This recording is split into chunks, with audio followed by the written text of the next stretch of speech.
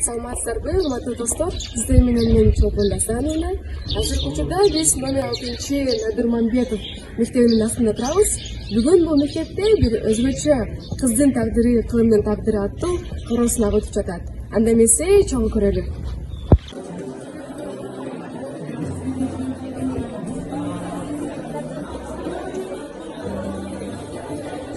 Okuyucular, bugün bu Manbet Vakfı'na birlikte ötkürülücü Kızlar Kengişi tarafından kurulgan iş şeraba hoş geldiniz.